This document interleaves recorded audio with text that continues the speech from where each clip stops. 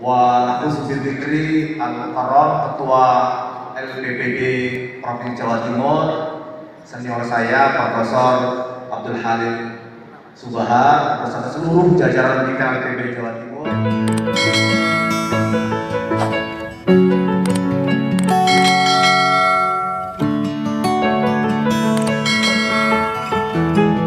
Wa aku Zulfikri Al-Mukarram, Ketua LPPD Provinsi Jawa Timur. Senior saya Profesor Abdul Halim Subahar beserta seluruh jajaran pimpinan LPPD Jawa Timur. Yang saya hormati Al-Mukarram Dr. Kiai Muhyiddin Zuhri, para pimpinan perguruan tinggi, adik-adik, mahasiswa yang hari ini mendapatkan barokah untuk bisa kuliah atas beasiswa pemerintah Provinsi Jawa Timur. Menjadi orang baik itu penting, tetapi menjadi orang bermanfaat jauh lebih penting dari sekedar menjadi orang baik. Itulah yang diajarkan oleh Islam. Khairun nas anfa'uhum linnas. Para santri, para asatidz, para kiai, para gus, ning hari ini tidak akan kesulitan untuk bisa mengejar pendidikan setinggi mungkin. Satu di antaranya karena kebaikan Ibu Gubernur Provinsi Jawa Timur.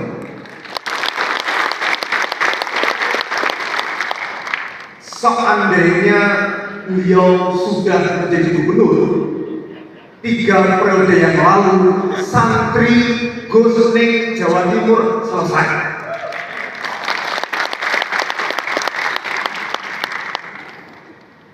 Akan mengalami mobilisasi vertikal yang luar biasa. Maka Bunyai Khofifah tidak boleh berhenti menjadi sekedar gubernur. Supaya nilai kebermanfaatan, keberkahannya tidak hanya dinikmati para santri, para gus, para ning yang ada di Jawa Timur. Al-Fatihah. A'udzubillahi minasyaitonir rajim. إياك نعبد وإياك نستعين اهدنا الصراط المستقيم صراط الذين أنعمت عليهم. Mari kita bicarakan bersama-sama, saat ini adalah era kebangkitan madrasah, era kebangkitan pesantren. Kalau kita buka semua regulasi tentang pendidikan di Indonesia, nasib madrasah itu garis miring. Sekolah garis miring, SD garis miring, MI, SMP garis miring, MTS, SMA garis miring. Selama ini yang muncul adalah kebijakan garis miring. Karena kebijakan garis miring, nasibnya pun seakan-akan Garis miring.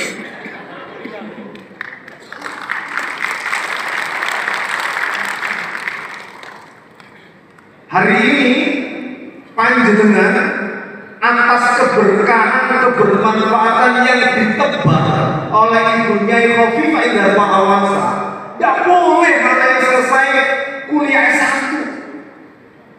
Kenapa? Beliau sudah memfasilitasi hingga kuliah S3.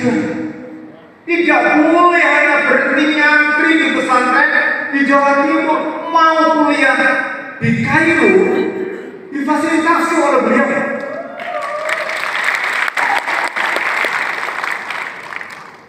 Mohon izin teman-teman, sahabat-sahabat yang segera akan kuliah, saya ingin bercerita.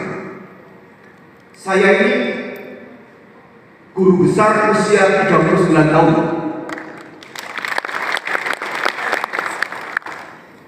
Saya sekarang sudah menikmati guru besar hampir 10 tahun. Dan saya tidak punya ijazah SD, tidak punya ijazah SMP, tidak punya ijazah SMA.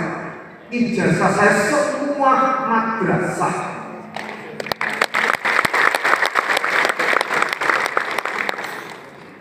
Kalau orang mengatakan selama ini orang madrasah alumni pesantren itu hanya bisa baca dari kanan ke kiri, keliru.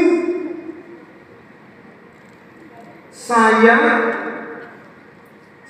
pernah hidup di Australia 7 tahun gara-gara madrasah.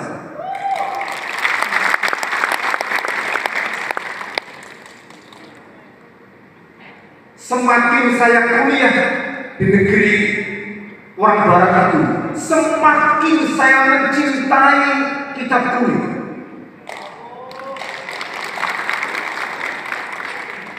Mari kita lihat. Kalau kita buka kitab Ihya Ulumuddin bab tentang al-khuluq, di situ dijelaskan al-khuluqu ibaratun an hay'atin fil nafsi rasikhatin anha tasdurul af'alu bisuhulatin wa yusrin duna hajat ila fikrin wa ru'yah. Kata Imam Ghazali, khuluq, akhlak itu kondisi intrinsik dalam diri seseorang yang melahirkan perilaku tanpa perlu mikir banyak pertimbangan. Itu al-khuluq, al-akhlak. Al-Imam Ghazali membedakan antara al-khuluq dengan al-fi'l.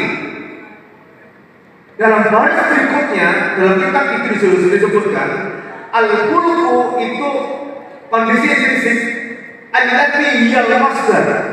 Jadi khuluq itu adalah hulu, al-fi'lu itu hilir. Sumbernya itu khuluq, akhlak, hilirnya, produknya itu al-fi'lu, al-af'al. Kalau sumbernya keruh, maka yang lahir, yang mengalir pasti keruh. Kalau sumbernya clear, bening, jernih, maka yang tumbuh, yang mengalir, produknya pasti jernih. Itu kata Imam Ghazali. Siapa bilang membaca kitab kuning itu kuno? Clear. Mari kita baca dengan perspektif teori modern.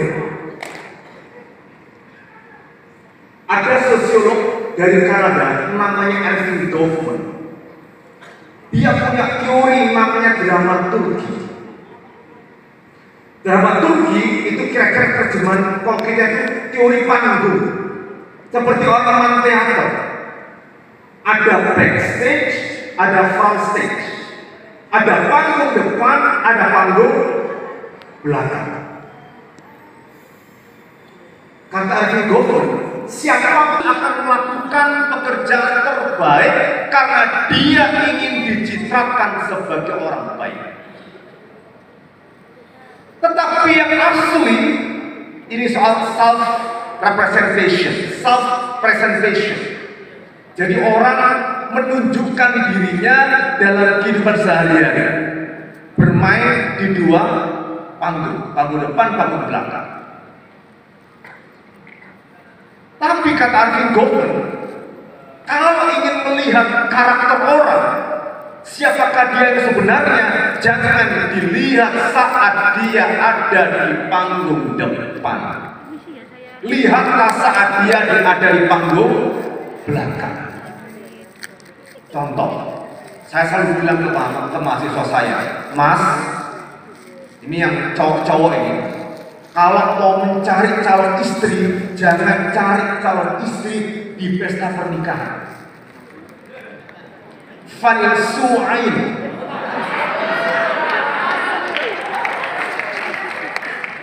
Carilah calon istri persis saat dia setelah sholat subuh dari masjid.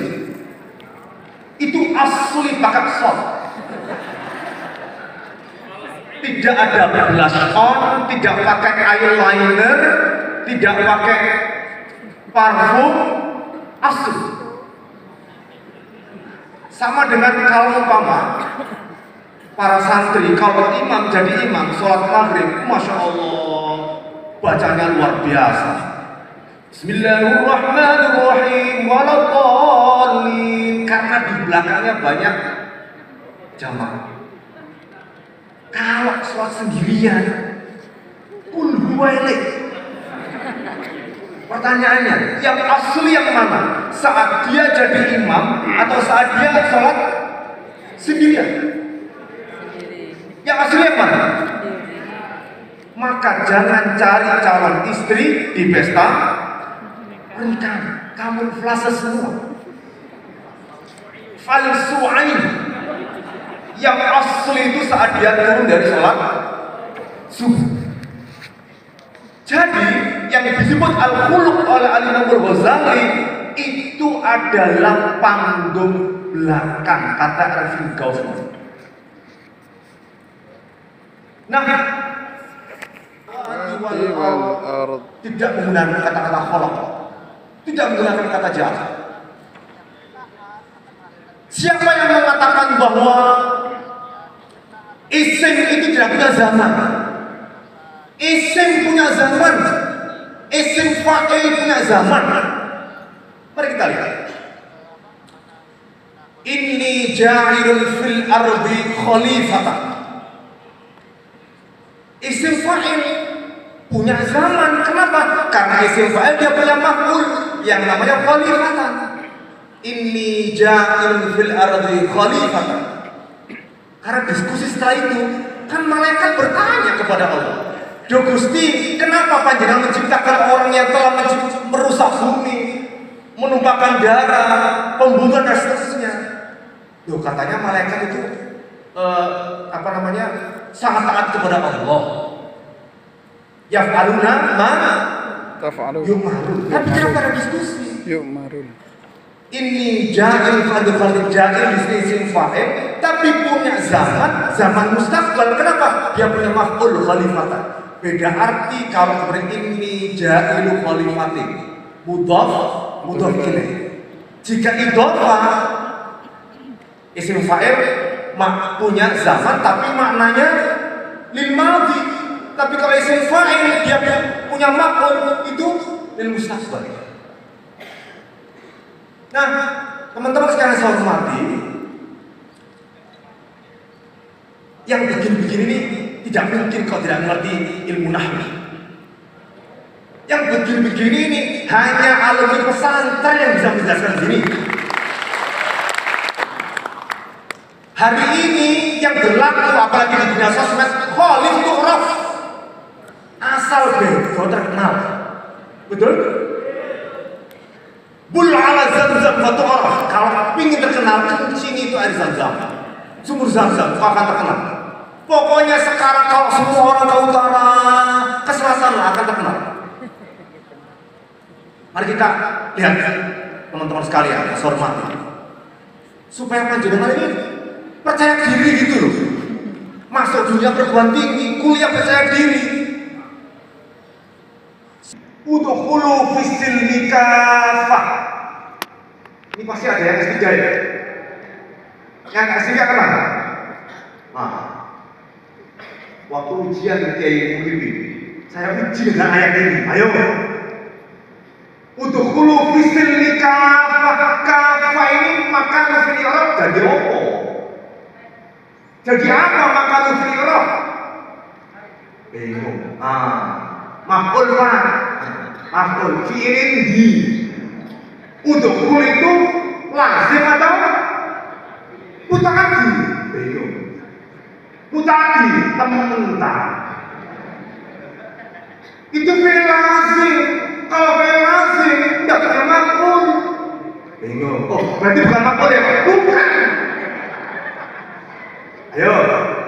Udkhulu fis-silmi kafatan. Ma makanu fil i'rab? Hal. Oke, hal. Ayo kita cari. Kalau itu hal sohibul hal yang mana? Asirni, masa iso? Untuk guru disini kalau kamu itu hal sohibul hal yang mana? Asirni, masa iso?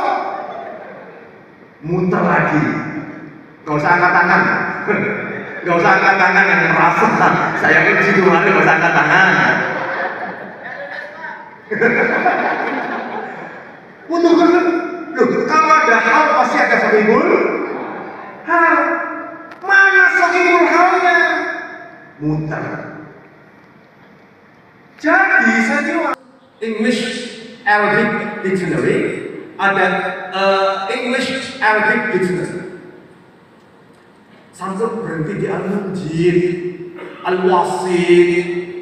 Panjenengan harus punya mu'jam Bapak Yesus dua karyangan Ibnu Faris yang 7 jilid. Wajib. Masih S3 wajib punya mu'jam Bapak Yesus dua karya Ibnu Faris yang 7 jilid. Dulu saya belinya mahal. Sekarang tidak perlu beli. Bisa download for free dari internet. Tapi tidak kita kuning karena kitabnya sudah masuk kena MS Glow, kena Natasha, jadi glowing, kita menjadi putih. Jadi putih. Nah, Hanswehr dalam mu'jam itu mengatakan kafatan itu artinya bareng-bareng, together. Udhulu melbuasiro kabeh fisilmi.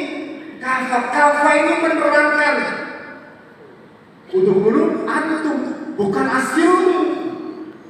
Maka kalau diekspor menjadi konsep Islam kafa ghairu ma'qul, misma'ul, kata orang Mesir. Yang begini-begini ini kalau belajar Islam dari Google orang iso, tidak mungkin. Nah, habis ini panjenengan yang para paling yang diberi beasiswa oleh Ibu Gubernur melalui PPD ini, yang kuliah yang benar, kuliah yang benar, saatnya kulaan sebanyak-banyaknya. Nanti ada saatnya panjenengan jualan, kulaan yang sebanyak-banyaknya. Nanti belajar dengan Pak Dr. Kiai Muhyiddin ini di Winsa, jika punya ada Winsa. Belajar kepada Prof. Fatoni yang di Tulungagung, ada Prof. Ahya yang dari YN Kediri, ada Pak Rektor Jegadi. Belajar yang logical burnout, orang lelah psikologis. Hayati lelah, Bang Hayati lelah. Jadi lakukan pekerjaan domestik, cuci piring, mungkin nyanyi, ya. Kan merdekanya laki-laki kan saat ada di kamar mandi. Merdeka sekali saat di kamar mandi, nggak ada intervensi. Begitu kamar mandi, Mas, nyapu Mas. Loh, sak pinter-pintere wong, lek disenani bojo. Adalah ini. Apa dan bagaimana masa depan panjenengan ditentukan hari ini hingga 4 tahun ke depan. Satu, nggak boleh lagi aku bilang, nggak daftar S3 LPDP ini tidak disoal, turun berkurang, nggak boleh. Kenapa? Your future is now. Satu, time management. Yang kedua, teman-teman sekalian saya hormati, siapa bilang bahwa tahajud itu nggak penting? Siapa bilang sholat sunnah itu nggak penting? Psychological burnout itu terjadi pada orang yang tidak kuat pikirnya. Mohon maaf ini, saya mengutip guyonan ini. Ini guyonan, mohon tidak dimaknai serius. Bunyinya begini, makalah baru tapi ada.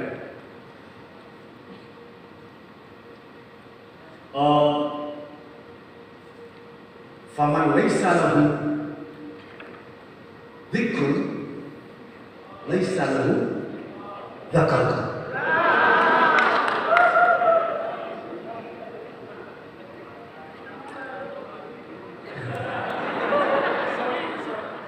Maksudnya sih, jangan pernah, kan itu simbol keperkasaan toh, kan simbol kekuatan. Jangan panjenengan tidak akan kuat secara fisik kalau psikis panjenengan tidak kuat. Mahasiswa S3 itu tidak hanya dibutuhkan fisik yang kuat. Kenapa? Karena perjalanannya panjang. Perjalanan panjang yang dibutuhkan itu bukan nafas cepat, tapi juga nafas panjang. Nah, wirid panjenengan, doa panjenengan, ritual panjenengan itu membuat panjenengan punya zal kafroh tadi itu. Tidak ada zal kafroh jika tidak punya zikir. Maka mahasiswa S3 itu tidurnya terbatas, zikirnya kuat, fikirnya juga kuat, baca bukunya kuat, nulisnya kuat. Kalau kemarin itu bukan harus jungkir balik dan seterusnya, mikir duniawi, sekarang urusan duniawi selesai oleh ibu gubernur karena kasih beasiswa. Masya Allah, seandainya saya dulu ketemu Ibu Khofifah sudah jadi gubernur, tidak sengsara saya dulu kuliah karena ada beasiswa. Panjenengan ini sekarang luar biasa nikmat, beasiswa di tangan, masa depan ada di depan mata. Maka barokah dan amanah yang diberikan oleh Ibu Gubernur itu harus ditunaikan dengan baik. Caranya adalah teman-teman S1, S2, S3, mari kita semua tunaikan itu dengan kinerja yang baik. Hari ini hari kebangkitan pesantren. Hari ini hari kebangkitan madrasah. Kalau bukan kita tidak mungkin mengandalkan orang lain untuk membangun masa depan umat Islam. Apalagi Jawa Timur. Kalau ada orang miskin di Jawa Timur, yang miskin terbanyak siapa? Santri. Kalau ada orang kaya, belum tentu juga santri. Tapi bangunan sosial yang diberikan label teori itu selalu gugus sosial paling tinggi, paling besar yang akan kena dampaknya. Mari teman-teman sekalian kita tunaikan tugas ini. Beasiswa ini adalah amanah. Mari kita tunaikan dengan baik. Maka amanah ini berarti barokah. Barokah yang diberikan oleh Ibu Gubernur kepada kita semua harus kita tunaikan bersama-sama untuk membangun masa depan Jawa Timur dan Indonesia secara lebih baik. Matur nuwun, kurang lebih mohon maaf. Wallahul muwaffiq ila aqwamit thoriq. Wassalamualaikum warahmatullahi wabarakatuh. Satu minggu selesai. Ya, habis. Habis. Nah, saya bercerita begini.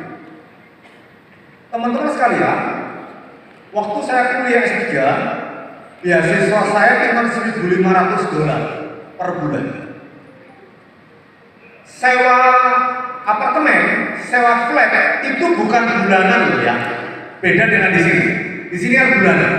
Kalau di sana sewa apartemen, flat itu bayarnya mingguan. Nah, mingguan kalau saya total itu sekitar 1.250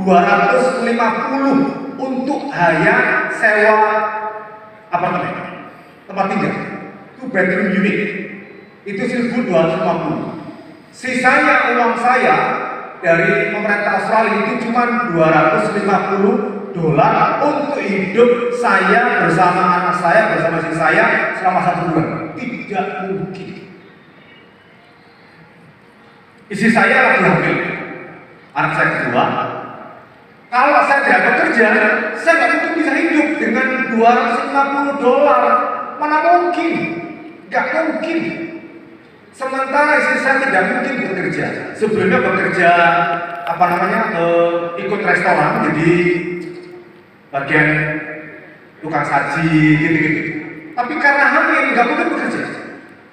Maka satu-satunya yang bisa mendapatkan uang itu hanya saya. Otak saya buka. 6:30 pekerjaan saya selama S3 adalah namanya sushi delivery.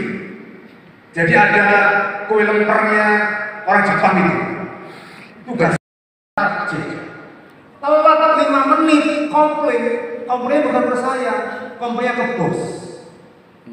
Jadi saya harus jam 6 sudah keluar rumah, nyampe rumah lagi jam 12.30 tiap hari. Karena dengan cara itu bisa untuk menyambung nyawa hidup di Australia. Nah, saya harus bekerja jam 6 sampai jam 12.30 nyupir sushi. Jadi saya ini pernah jadi sopir, tapi nyupirnya di Australia. Keren kan? Kalau musim, nah waktu sangat mepet. Kenapa? Karena jam 13 itu saya harus berhadapan langsung supervisor saya. Lalu jam 15.30 saya harus jemput anak saya sekolah. Balik lagi ke kampus jam 16. Nanti jam 18 saya harus pulang ke rumah untuk ngajar kajian saya. Hidup selalu begitu ya. Di balik itu. Pertanyaannya, nopo saya data? Data itu bahasa Latin. Terjemahannya adalah something new. Sesuatu yang diketahui itu data. Maka kalau kemudian kita sampaikan, kita pikirkan tidak berbasis data, membuat orang lain tidak menaruh kepercayaan kepada kita. Itu sama. Yang kedua, teman-teman, terutama mahasiswa S2 yang ingin menaikkan daya tawar tadi itu adalah mulai sekarang mindset itu kita ubah, lalu kita ikuti bersama-sama dengan perilaku yang kita butuhkan untuk menjamin kepercayaan kita pada orang lain. Saya mau nanya teman-teman sekalian, harga jilbab barangnya sama. Istri saya pernah ngecek, punya teman beli jilbab di Tunjungan Plaza, harganya 75.000. Barang yang sama temannya beli di pasar yang utara itu Kapasan. Pabean. Kapasan ya, Pabean. Sama di Kapas Kampung. Iya. Kapasan. Pasar Kapasan. Barangnya sama warnanya. Di situ harga satunya cuma 13.000. Kenapa sampai kau merasa yakin lebih nyaman beli di Tunjungan Plaza? Ini soal garansi.